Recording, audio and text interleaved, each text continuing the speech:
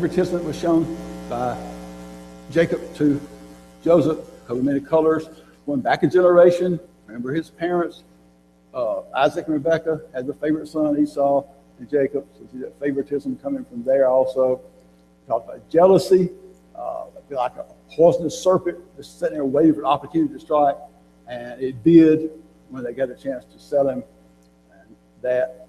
We also talked about hatred, being one of the works of the flesh, opposite of the fruit of the Spirit, which would be brotherly love and kindness. And then we talked about deceit. All these things coming from the heart of man, deceit, we talked about here in Mark 7. And certainly that was there. And peer pressure. All the brothers getting together, you can imagine, as they start talking about what they're going to do and things like that. It gets worse, in a group like that. So going on then to thinking about him down in Egypt now. So he's there, he's servant of Potiphar, who's the captain of the guard, and the Lord blesses Joseph. He's with him in all he does, very successful, and that success is noted by Potiphar. Potiphar pulls him out and puts him in charge of all of his house. As Joseph tells his wife, Potiphar's wife later, the only thing he's concerned about is what? The food that goes in his mouth. Everything else I take care of. And he's pointed out here, he's a very handsome man. Of course, we don't know how old he is by now. We'll get into some age later on in the lesson tonight. Don't know how old he is exactly here, but 17 when he went, and how long he is there, we don't know. But young man, and Potiphar's wife is interested in him for adulterous purposes here. So Joseph refuses to do anything with her and said, how can I do this great wickedness and sin against God? We talked about the fact that he's a long way from home. Nobody's there with him. Nobody would know. It would matter to him. But Joseph knows that God would know. So he refuses this advantage by this woman. But she keeps it up every day, just wanting more and more of him. And you can see how the refusal would finally be getting to her. So Joseph's in the house doing his work, as we'll see in a minute. And she grabs his garment to try to get to him. He slips out of it and runs out. Well, she's had enough. So she calls the men in and later tells her husband that he tried to attack her and has a coat there to prove it, she thinks. So Potiphar believes that as Joseph's been in prison. Again, the Lord blesses him. The Lord's with him in all that he does. And he's placed in charge of the prison. So he rises to the top again. That's where we leave him for that lesson there. That's the end of chapter 39 was him there in prison. And we looked at, again, a couple of lessons off of that. One about responsibility, doing his work. Passage here in 1 Thessalonians, learn to work with your hands. We talked about the lust and the seduction that went on there. The passage here from Proverbs, the young man that don't know what it's going to cost him in the end. It's really going to cost him his soul if he yields to that. Lying. I guess I'm thinking about it. If you look at all the sins we've seen all the way through the book of Genesis, which one seems to pop up the most often? And to me, it's this one. It's lying. I mean, just think about the people we've had involved where deceit and lying has been involved as we've gone through the book of Genesis here. Lots and lots of it. And then Joseph, when we talked about this then, was faithful in these most difficult and trying circumstances. And the Lord's with him. And whatever he did, he prospered. So, now, talking about this lying and deceit here a minute. We've got, this quarter has an extra class in it. We have 23 classes. Most of the time it's 22, sometimes 21, based on how the weeks all fall. So we got a lesson at the end, lesson 23, review. I could be thinking about doing two things for that class.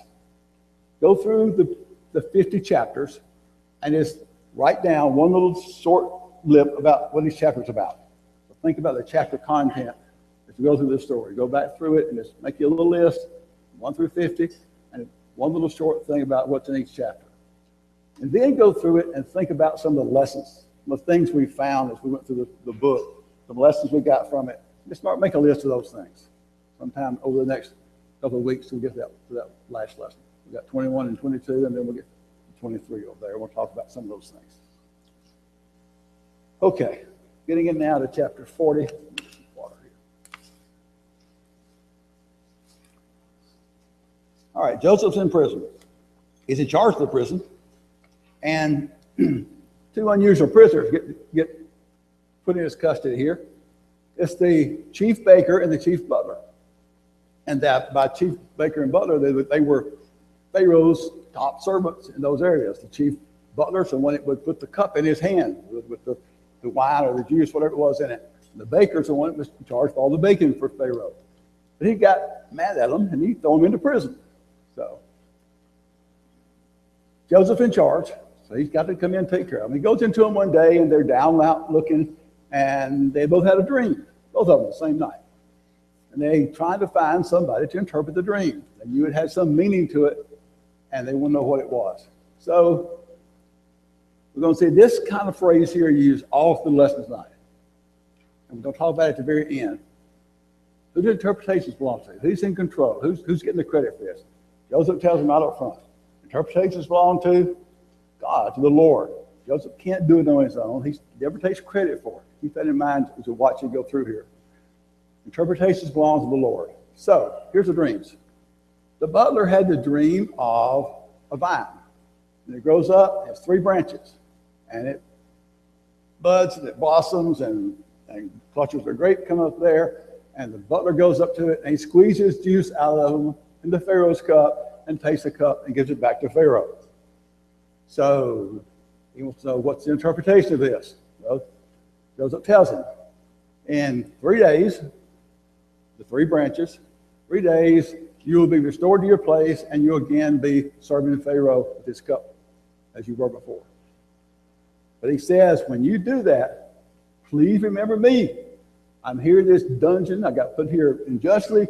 Remember me to Pharaoh and get me out of this place. That's what he's asking. Well, if you're the chief butler sitting there, what do you want to know? What's mine all about? That came out pretty good, right? Well, he has 3 baskets full of baked goods on his head. In the top basket, all kind of goodies for Pharaoh, and the birds are coming along and they're pecking the baked goods that are in the top basket up there. And he says, in 3 days, 3 baskets, you'll be brought out of the dungeon, you'll be beheaded, and your body impaled on a tree. And the birds will come and eat your flesh just like they're pecking the baked goods in the basket. Both interpretations were true. 3 days later, it's Pharaoh's birthday. And he sends for the butler and the baker. The butler, he restores to his place, begins serving Pharaoh his cupbearer to the king, and the baker's hanged, just as he had told him it would come about. But one little thing the butler forgot. He forgot Joseph, okay? He has a mind about like mine sometimes. Okay. He didn't write it down for the master, so he forgot to tell him about it. So he doesn't tell the Pharaoh about Joseph, and Joseph's still in prison in this dungeon for this time. 2 years pass. 2 years pass in the time of the interpretation of these dreams, and now Pharaoh has a dream. Or dreams, actually. He has 2 in the same night. Wakes up and goes back to sleep and dreams again. His dreams were this. There were 7 big, nice, fat cows that came up out of the Nile River. And good-looking cows. Then 7 of the ugliest cows he had ever seen. He said there had never been cows that he had ever seen in Egypt anywhere as ugly as these cows were. They came up, and what did they do? They ate the 7 fat ones, right? And what did they look like then? This is bad they did start with, okay? And keep that in mind. There's some meaning to that, I think, there.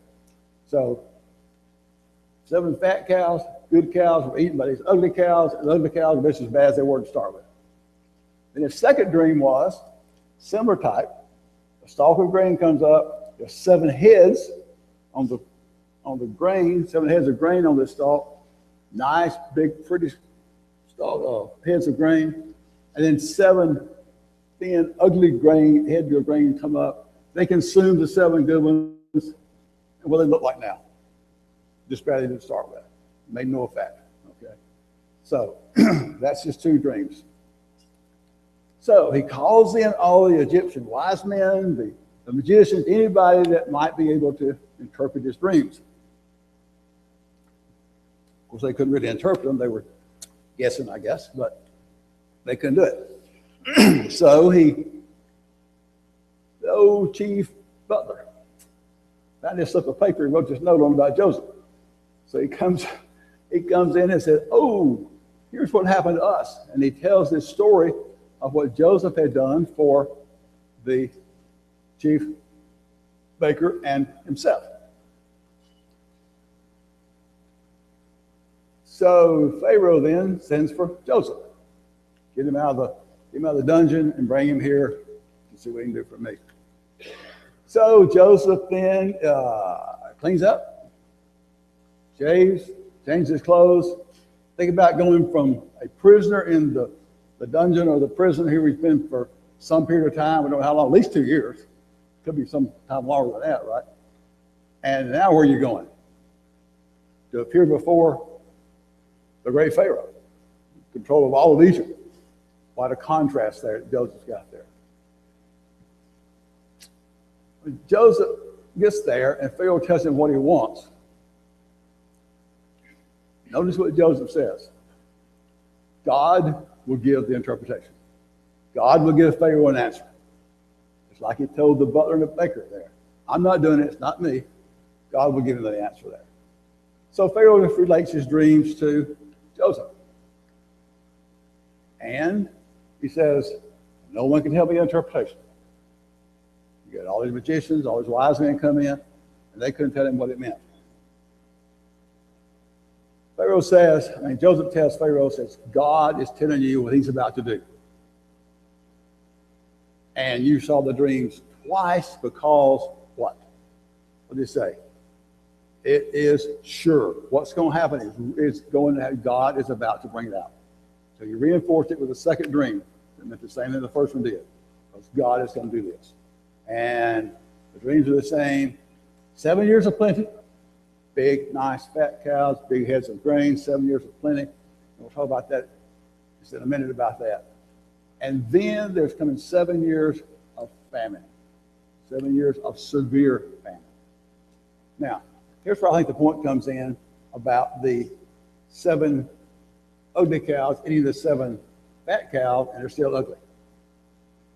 What's it going to be like at the end of the 7 years of famine? The 7 years of plenty will be totally forgotten. They're gone.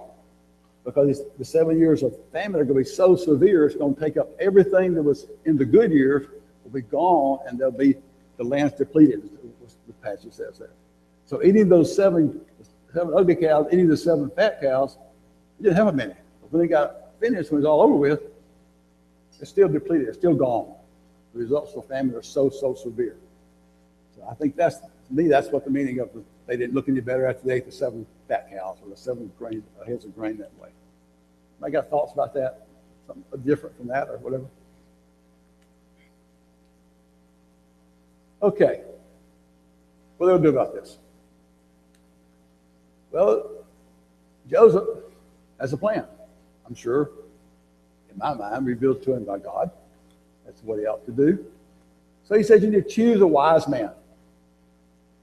He didn't go in and say, I'm the one you ought to have for this. He said, choose a wise man and let him be over all the land and collect 1/5 of the produce each year.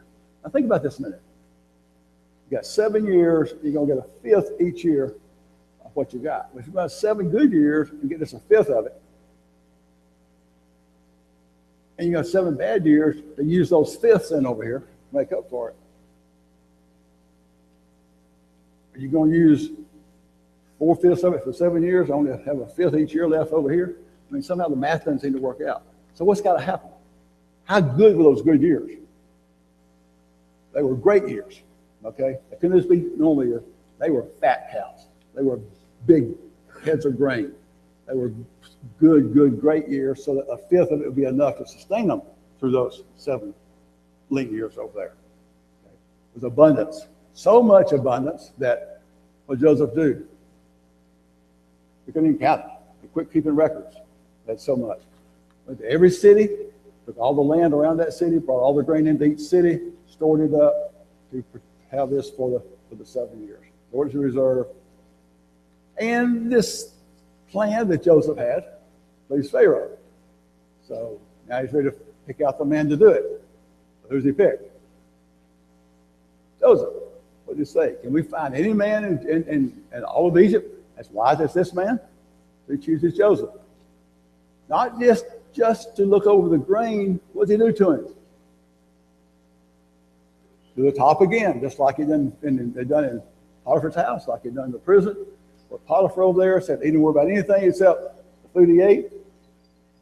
Joseph now in Pharaoh's house is up to the point of, what did he tell him? Nobody in Egypt does what?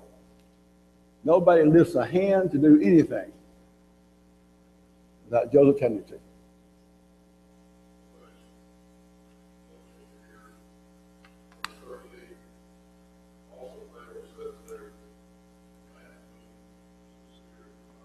Thank you, Doug. I meant to bring it out. Pharaoh recognized what Joseph was telling him, the interpretation of the dreams, the wisdom of this plan they had here, that there's something behind it. And Pharaoh himself says the wisdom of God is in it. Appreciate you bringing that out. I meant to do that. So he places robes on him, rings on his fingers, a gold chain around his neck, puts him in a chariot, the number 2 chariot, and everyone bows the knee to him, just like they would bow the knee to Pharaoh. That's the position Joseph has got here now. Gives him a wife, Asenath, the daughter of one of the priests of one of the gods, the Egyptian gods there. And we notice now Joseph is 30 years old. But over 2 years of that was spent between the time he interpreted the dreams of the butler and baker to interpret Pharaoh's dreams. The other part, we don't know how much was in Potiphar's house before he was put into prison, how much in the prison, but those years have 13 years have passed since the brothers sold him out.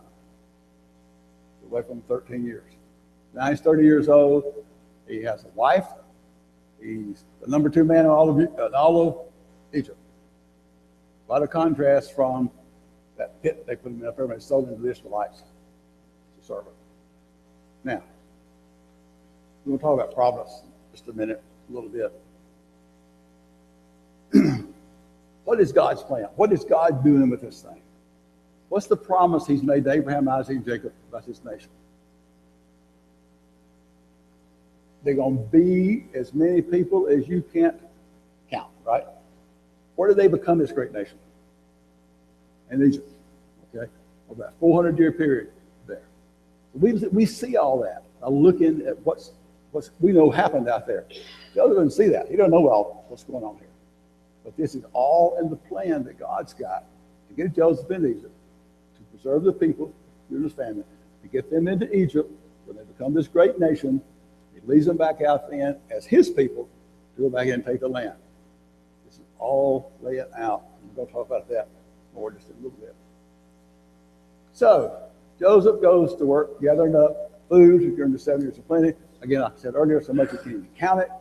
And he has 2 sons born, Manasseh and Ephraim. What's different about saying it like that? How we normally say it? Ephraim and Manasseh, okay? Esau and Jacob, how we normally say it? Jacob and Esau, because the birthright was all switched. Well, we're going to do that later on too. These 2 get switched around. Manasseh's the oldest, don't think about that.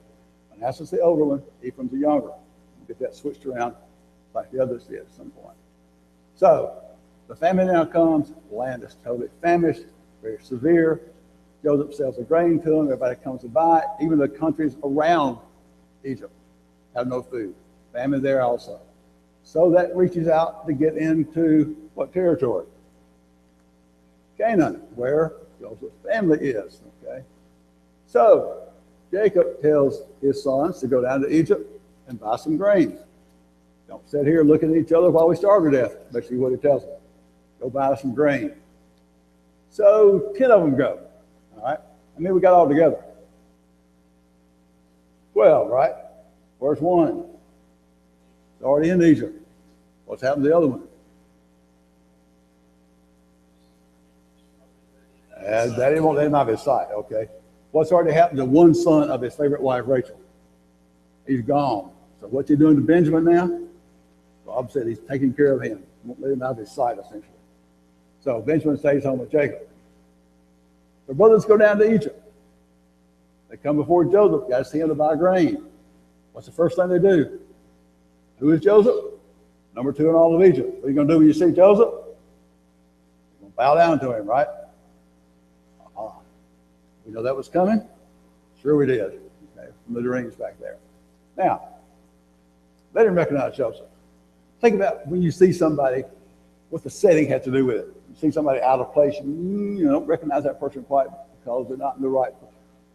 They would expect Joseph to be in this kind of position? Of course not. I mean, it'd be totally, and with those kind of clothes on, etc. They didn't know him, but he knew them.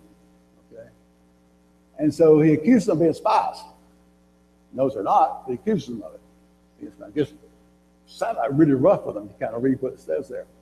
They said, no, we're not spies. We're 12 brothers from Canaan. And one is in Canaan, and one is, I don't know what the different translations say, but New International, I've been listening to, says one is no more. He doesn't exist as far as we know. We just think out of the picture, of course, being Joseph. So he puts them to the test. Okay, you got to prove to me you're not spies. You got a younger brother down here. And first he talks about keeping all of them in prison and one going back to get the brother. And that flips around here in a minute and we'll get to it there, but that's what he tells them to start with. Puts them all in prison for 3 days. So think about this thing a little bit. So these ones said, okay, instead of all staying and one going, one can stay, that's how you can go. Go bring that younger brother back to prove to me that you're not spies. Now, I get to thinking about what they've done. Ruby reminds them how they treated Joseph.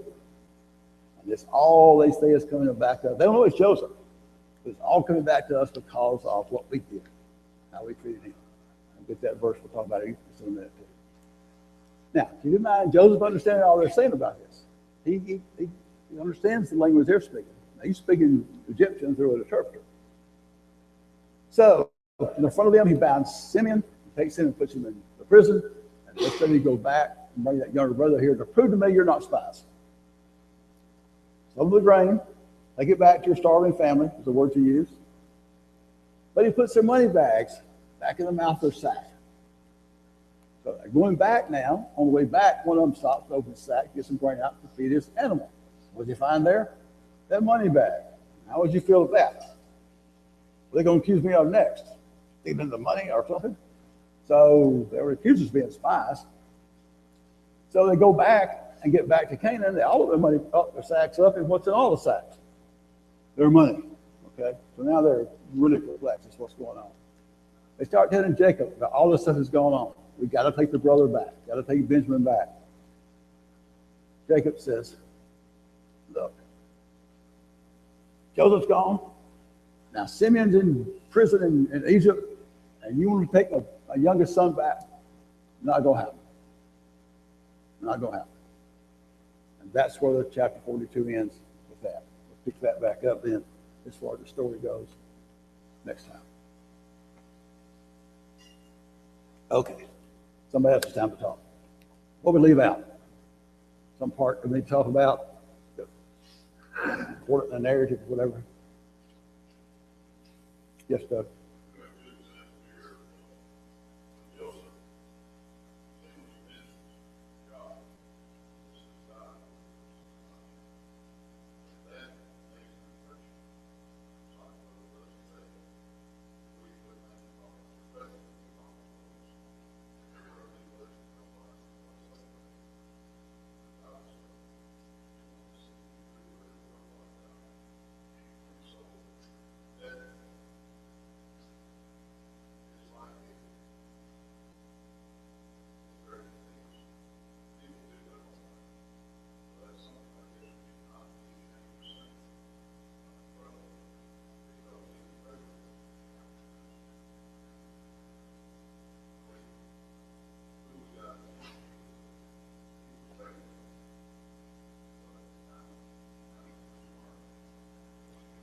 He'll pick up what Doug's saying. Tell me the fact that Joseph gives all this credit to God, and Pharaoh picks up on it. He talks about God being in control. And Doug does such a great job about that. I think I'll talk about it some more. Okay? Thanks, Doug. Good lead in here. All right. That's how I give him credit to God. Think about what Joseph did several times through here. When he's talking to the butler and baker, what did he say? Who gets the credit for the interpretations? God does. When he goes before Pharaoh, and he says, it's not me that's going to give Pharaoh the answer, it's who? It's God is. Okay? And who's going to show Pharaoh what he's about to do? God is. So all along here, he's giving God the credit for all this stuff he knows and stuff he's able to do. I'm not doing it. God is. And that's the point Doug's making, make an impression on Pharaoh. He recognized who he was and what he's doing because he's giving God the glory for all this.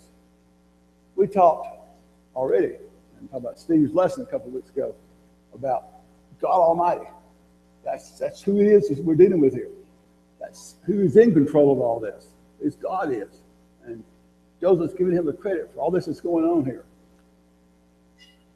We're in Acts 17 when Paul is in Athens. He's talking to them about this unknown God that they don't know. Think about what he tells them about God. God who made the world and all things in it. He's Lord of heaven and earth. Doesn't dwell in temples made with hands. He doesn't need anything from man. He's not served by any man's hands. It's like he needs anything. Because he's the one that gives life and breath to all things. That's God. That's the God that we serve. God should get the credit. Think about who he is. Just read those 2 verses there and think about who this God is. He doesn't need us. He doesn't need credit from us. He's Lord of heaven and earth. He made it all. So not only should he have the credit or the glory for everything, but that leads right into this next point here, and that is, who's in control of everything? God is. Okay. But Joseph says, the thing is established by God and will shortly come to pass. God's going to do this. He's in control. I talk about the purpose there. He had placed Joseph in this position with all this stuff for a purpose. Going back to fulfilling these promises he made to Abraham, Isaac, and Jacob. God has his plan. He sees it. The word providence. Before. I don't know if you pronounce this video or not. It's a video to us because we think about video being things we see. Those words that the word providence comes from. To see when? To see before. To see the end before the beginning. God knew what was going to happen. He knew about the 400 years. He knew about the suffering they'd go through. He knew he'd bring them out. He knew he'd give them the land he promised Abraham, Isaac, and Jacob. God saw all that. He knew all that. He was beyond it. What's the ultimate? What's he really getting at down here? Who's he going to send? We'll send Christ over here. That's the other promise to Abraham, Isaac, and Jacob, right? All that's planned. All that's planned. So God is in control. He knows beforehand what's going to happen. A couple of verses here from Isaiah. Remember the former things from before. Remember the former things from forever. I am God. There is no other God, even none like me. Declaring the end from the beginning. From the past, which things were not done, saying, my purpose shall stand, and I will do all my pleasure. God's in control. He knows what's going to happen. He was in control with Joseph. He's in control now. Okay.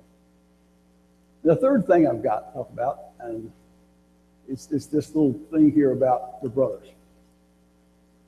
Chapter 42, verse 21.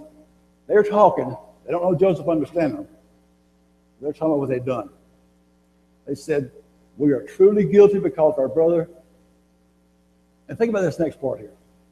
We saw the anguish of his soul when he pleaded with us, and we would not hear this distress because this distress come on.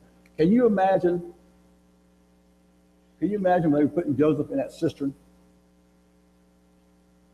The look on his face. perhaps is crying. He's 17-year-old. They're older than he is. They're doing this to him. What are you going to do to our father? Now, I just get the things run through my mind of what he might be saying to him. And they pull him out of the cistern and do what?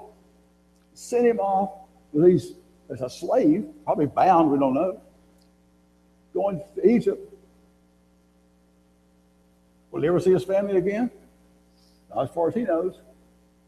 So they're thinking about that anguish that was on this young man's face, a younger brother. They were doing all this to him. Their guilt's coming back to them. They're feeling guilty about it.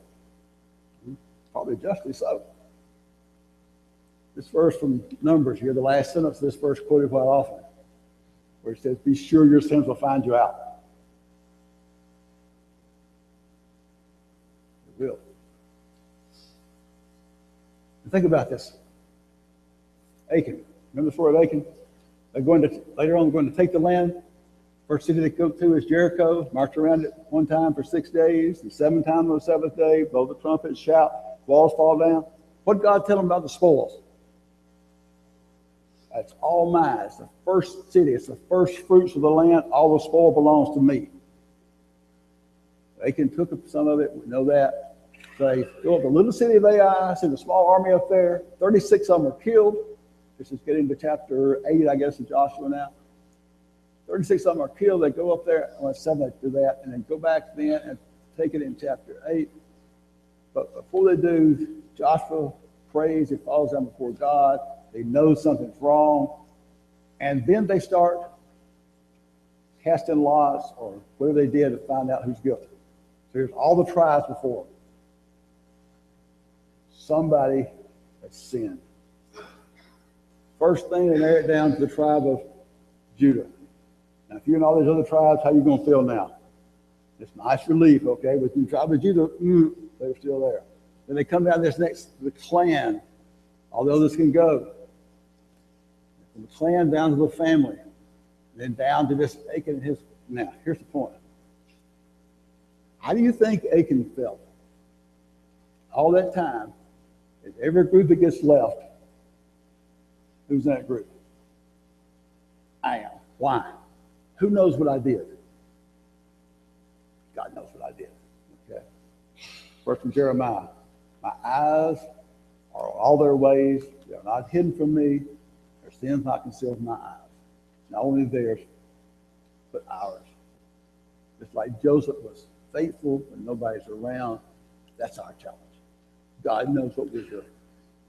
God knows. Different chapter in Jeremiah. The heart is deceitful above all things, desperately wicked. Who can know it? I, the Lord, search the heart, test the mind, even to give every man according to his ways, according to the fruit of his doing. God knows what we're doing.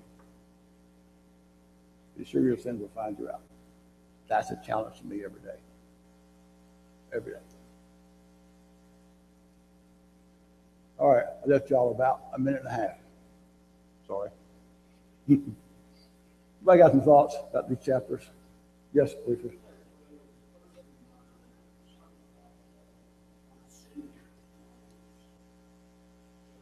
Yeah, I don't know. I thought about that too. I meant to do some digging. I just didn't get into that. I'm sorry.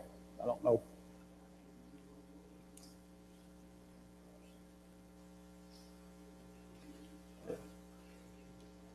But Reuben, he's the second and oldest, right? And Reuben had been the one to try to save him up front. I don't know. Yeah. No, I don't remember. Now, Simeon and Levi are the ones who did and went and killed the people of, they had all circumcised and all sore. They went and did that for revenge for their sister. I don't remember why it was Simeon. Sorry. Okay, 43. I don't know how far it goes. Look at your papers there and read them. Read these things for us. And remember that we're working on lesson 23 a little bit. We work on that some. Thanks.